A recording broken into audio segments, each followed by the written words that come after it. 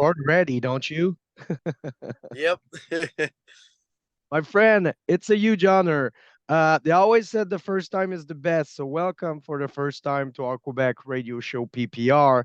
For people that don't recognize your face or voice, who the hell are you, man? My name is Igor Cavalera, and I play with Go Ahead and Die, and Hell I'm here to yeah. rock. I, re- I repeat myself. I love the project so much. You guys have such something special, original, and we feel that you are force of nature, and together you create a chemistry musically that is fucking amazing. But for people that may be unaware of the project in Quebec City, how the band started up back in the days? Yeah, we started about 3 years ago, right in the middle of the pandemic. When there was no shows, no touring, no fun things to do with music going on. We hunkered down, and that was sort of how the project was born. It just started sort of as a fun thing me and my dad were doing to explore some extreme music styles that neither of us had never really worked on before. So for us, the big influences were death metal, grindcore, and crust punk, and that was sort of what we blended together to make this band. And yeah, we put out a debut in 2021, and just a little over a month, our second album's coming out. We're very excited about it. Things happen so fast, but it's crazy that you took something really negative that was happening around the world, and instead of whining and watching Netflix, you did something that now, maybe help a lot of people or just, make people happy. So it's fucking great. And the combination between all those style that you mentioned, it's so cool. And we're such at point when it came to metal that it's so geek. There Yeah. so much sorrow into the style. So sometimes it's hard to define, and I invite people go listen to it. It's gonna blow your mind. It's pretty different the way and the approach from every style that you mentioned. So bring all those elements. But I'm curious. Let's get back to when you were kids. How did you start your journey discovering music? How music came to your life? Well, I had a foot in probably a little bit earlier than most people. Obviously having parents who were into metal and punk and rock and roll and stuff like that.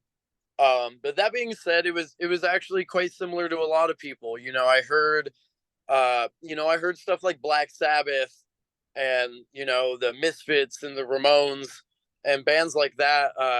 Probably exactly, yeah. And I heard that when I was a young kid. Probably 8, 9, 10 years old, and I took an immediate interest in it, and getting to see concerts and getting to see my family play and put on shows and do all that. It really interested me when I was young, and from there I just I really dived into it head first. And after finding those kind of starter bands, I got into heavier stuff. I found Celtic Frost and Venom, Motorhead, bands like that. And those bands sort of opened the door to me to get into extreme music. And I was fortunate enough to be a kid and a teenager during the MySpace era. So I spent a lot of my time just maybe 5 hours a day sometimes just looking for bands, looking for music on the internet. And because of that, I developed a really wide palette of stuff. Not even only just metal. I listen to tons of other stuff too. I listen to a lot of rock and roll. I listen to a lot of goth, post punk, synthwave style stuff as well.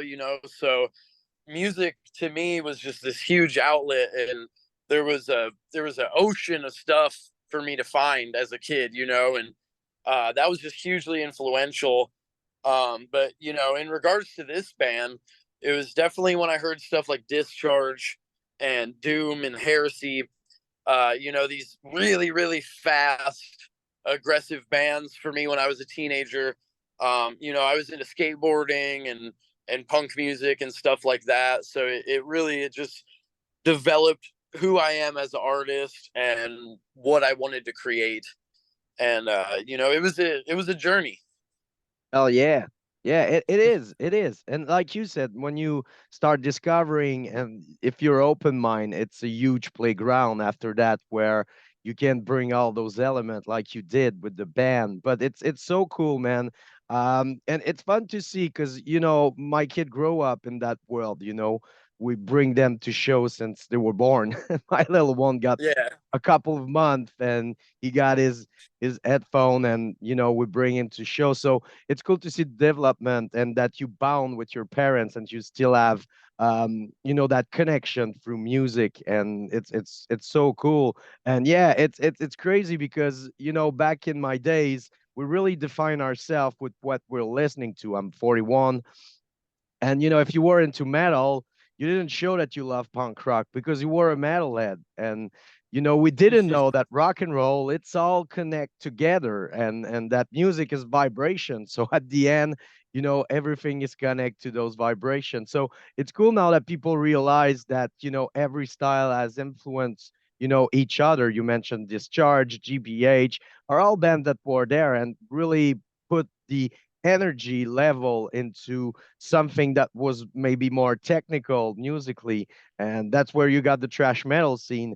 And then you got the crossover with DRI and bands like yeah. that really bring the bridge between those styles. But in the 90s, we forget about that. And now it's so cool that people are back to it. And I'm sure you lost a lot of people with the MySpace stuff. Oh, I What might the have, hell but is MySpace? I'm gonna be honest. I'm not gonna lie to anyone.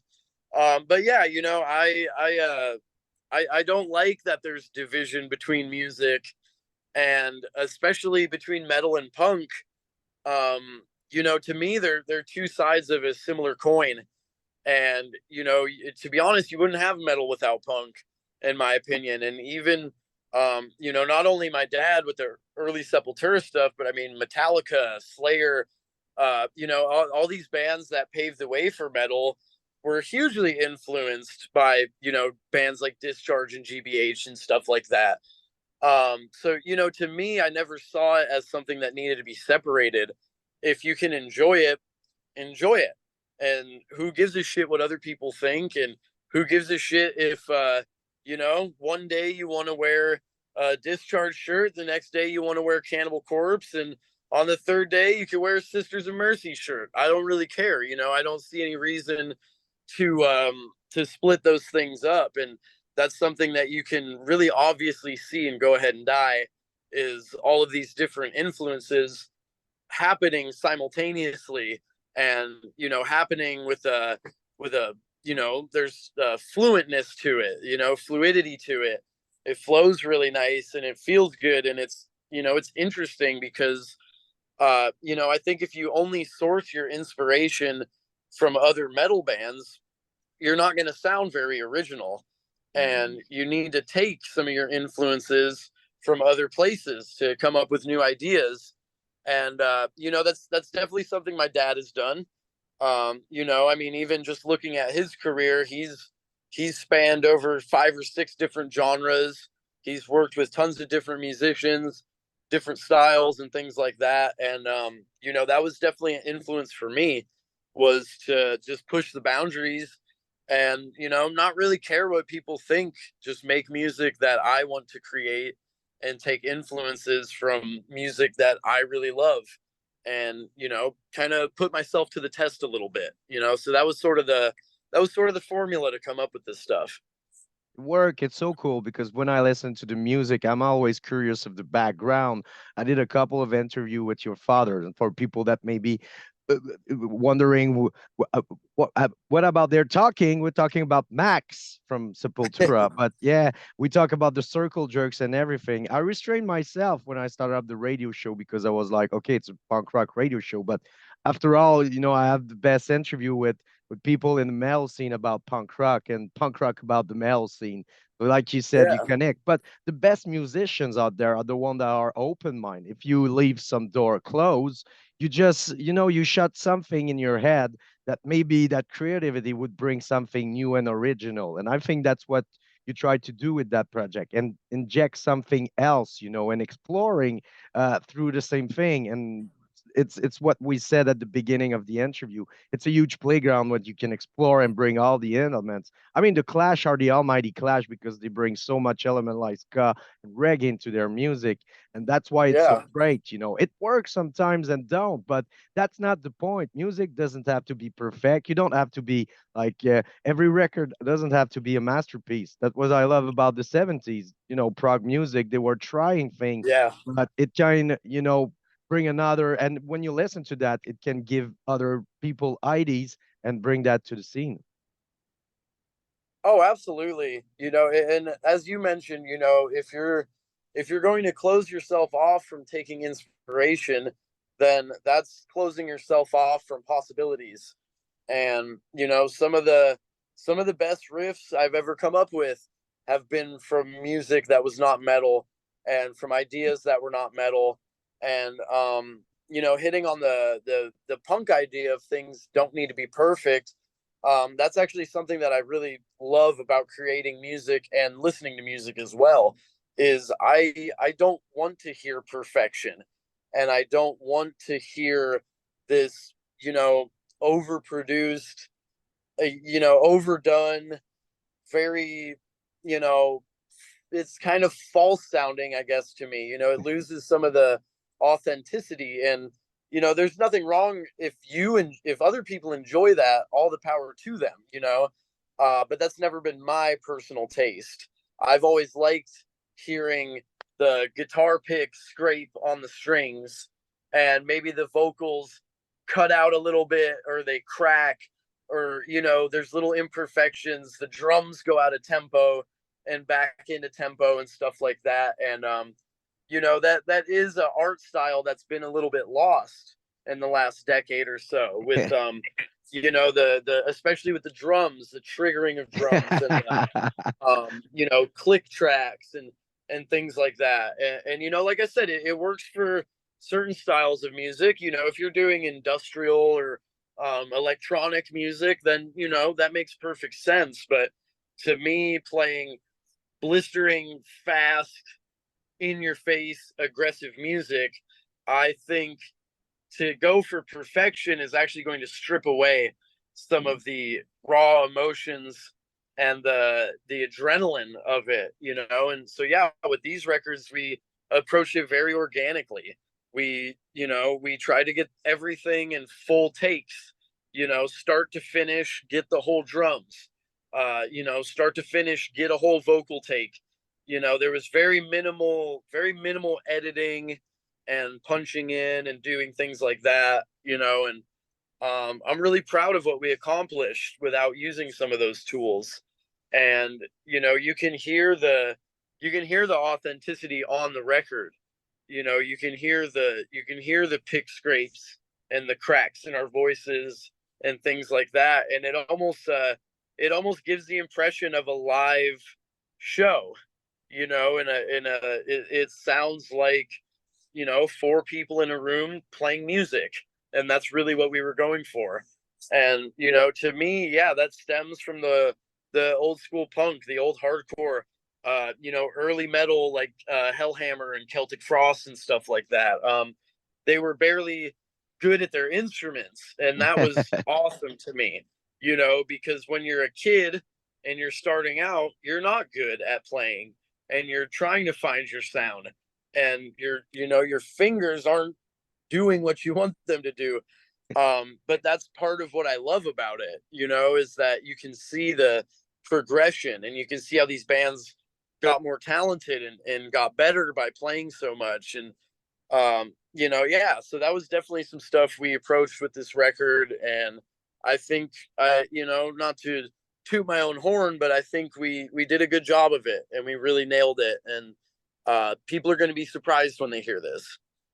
Really powerful. And I always said like the beautiful gem, are always in that pile of shit.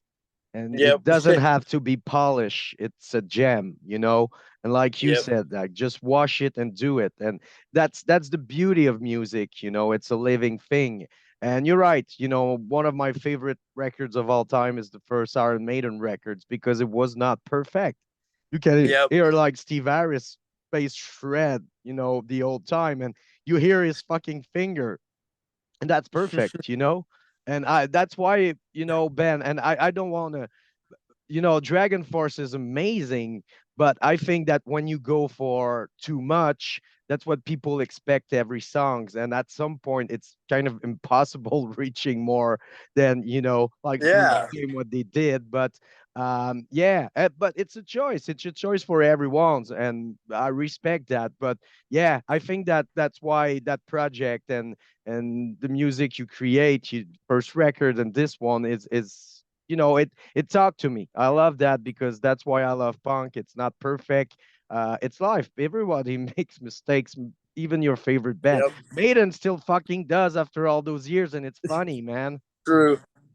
Yeah, no, it's so true, you know, and that's the one thing that I like is it sounds human, you know, and it sounds relatable, and like you said, with the perfect production and perfect sound, and the drums are all just totally lined up perfectly. You know, people start to have expectations. People start to, you know, they expect what they're going to hear next, and you know, it's almost, to me, it's one of those things where, you know, so much technicality and so much perfection, it actually starts to lose a little bit of the value to me, you know. And you know, there's certain bands that I enjoy that are you know, drum machine or to a tempo, like Godflesh and like stuff like that. You know, so I'm not entirely against that idea. I just think it has to fit the style of the music, and it needs to you know, it just needs to coincide with what you're trying to accomplish. And most of my bands, I'm just trying to accomplish that this is a raw, intense, um, you know, capture of the live setting and the live feeling of everything. And that's important to me. And you know, there might come a day where I do an industrial project or I do something that's a little more mechanical. You never know. You know, I have tons of ideas all the time. You know, but as of now, the bands I'm working on are very, very raw, very down to earth, and you know, in terms of production wise, yeah, it's not meant to be this perfect thing. It's meant to be passionate, like a roller coaster ride. It's supposed to take you up and down and all over the place, and you know, I think we achieved that really well. It's very well balanced, and like you said, you know, at some point it's just having fun, you know. Yeah. That's the craziness about music, you know, like the real fans, they just want to care about the songs. And like there's people on the internet that want to dissect that and, you know, trying to find something in that. But when you look at it, it's just music that makes you feel well, and you guys are having fun doing it, and that's the important thing, and that's why people, you know, embrace it. We see you, and like you said, of course it's a live thing. You know, when I listen to the songs, I'm like, okay, when I'm gonna listen to that live, it's another level because it's everything for exploration. And you know, that's cool. And when I mentioned that music is living, I'm sure that the song from the first records, you don't play exactly like you did on the records when you're live. There's, you know, room for improvisations and trying new stuff. Oh, absolutely. Yeah, you know, and even just in terms of playing them live, you know, we might play them faster. We might do the vocals a little bit different. You know what I mean? We might mix up the set list on random nights and change things and come up with new ideas. And you know, that's the fun of it, and that's the beauty of it. And you know, yeah, it really comes down to enjoying the music that you're creating, because I think if you lose that feeling of enjoyment, you lose that passion, you're going to let out a piece of shit. And nobody wants to do that, you know? But, you know, unfortunately, it happens. You know, not every album's going to be great. Not every album's going to be a masterpiece. And, you know, maybe your heart is not going to be 100% into everything that you do. But, you know, it's always my intentions to give it as much as I can, you know? So if this day I can give 100, I'll give 100, and this day I can only give 50%, I'll give 50%. But I'm always going to give as much as I can and as much as feels natural to me. And yeah, with the live shows, it's the same way. It's like you want to go up there and feel the adrenaline of the lights and the amps and the people right there in front of you staring at you. All those things. It makes me excited. It makes me fired up to play. And yeah, that's where a show can be chaotic and crazy. It can be a surprise. It can be like, wow, they played the song and I recognized it, but they did some new things here and there, and we messed with it a little bit. And I mean, that's stuff that I love seeing bands do, and it's something that I love doing with my bands personally. So yeah, the live show experience is going to be a very fun thing to do with Go Ahead and Die. Yeah, and it's so cool. And I'm being honest, it's not because it's you, but like the best show I ever saw in my life was Sepultura on 1996 when they toured with Ozzy, and they Oh yeah. were they were doing the Roots tour, and they did Rama Matata. Sorry if I don't pronounce it well. I'm French. Blame it on French. But they did it in a circle and they jam, and the drummer of Fate No More was there, and it was surreal. It was so simple, but the music was so complex, so it bringing something, like I said, like that contrast between simplicity and complexity. And I think that's where you find the balance. And a few bands go on into that direction. There's so much productions that are so tight that it's play over and over again. It's cool, but we felt that the guys played, the cassette, and you press play and they do their show and they leave. But yeah, I think it's something that the fans want, but they feel it. Oh, absolutely. It's the live show experience is something that's so different. And yeah, like just small things that you can do to add to the show will make a huge impact on people. You were saying that was in 1996. That was almost 30 years ago. And you still remember it as one of your best shows, best things you've ever been to. So yeah, that's definitely something that's important to me, and the energy of it, and exactly that balance between simplicity, complexity, meshing the two together with all these different musical styles. It's not only fun to create, it's fun to play, and it's fun to listen to. And to me, it's like I just want to I want to create music that I would listen to, and something that I would put on if it wasn't my band. And to me, that's just the approach I take with everything that I make. And I think I've finally found the right formula to create stuff that I really enjoy, and to create stuff that I'm proud of. And I definitely hope that it impacts people the same way. I hope it's something that they can hear and appreciate the time we put into it, and the formula and the steps that we took to get it to sound this way. Because it's a whole process. It's a whole string of things that we have to do in a certain way to get that sound. And I feel like I've gotten pretty knowledgeable about those things now, and I feel more comfortable creating and more comfortable playing live. And yeah, I'm very excited to play this stuff. I definitely hope we make it up your way, and all over the world to show this to people, because it's a great album, and it's super aggressive. And the live show, in my opinion, is going to be twice as aggressive and powerful. So I'm looking forward to that, definitely. Yeah, come kick our ass. We're fucking ready, man. Hell But yeah, no, you I'm bring too. you bring so much interesting points. You're right, man. You have to be proud. Like I said, it's not an ego thing. That record is for you guys. You create Hmm. it. You have to be proud, and then you show it to the world. And if people embrace it, good. If people don't like it, they can, like, there's like 100 metal release every month Yeah, around the world. every Pick year. up your thing, man. Yep. But if you enjoy it, so and yeah, and you have to be proud. There's so much band I spoke to, and I love their records. Dive Intervention is one of my favorite Slayer records, and they hate Yeah, it. yeah.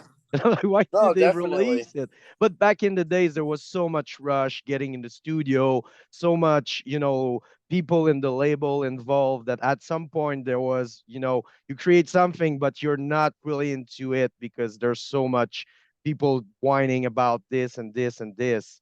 And I think that's the other thing. You always structure yourself with people that you love, but with a label like Nuclear Blast Records, that is a huge family, and they really understand, the vision of the band. They don't try to find the next big thing out there. They're just trying to help the band. And with the scene they built, it's everybody that make it, happening. It's not just one band.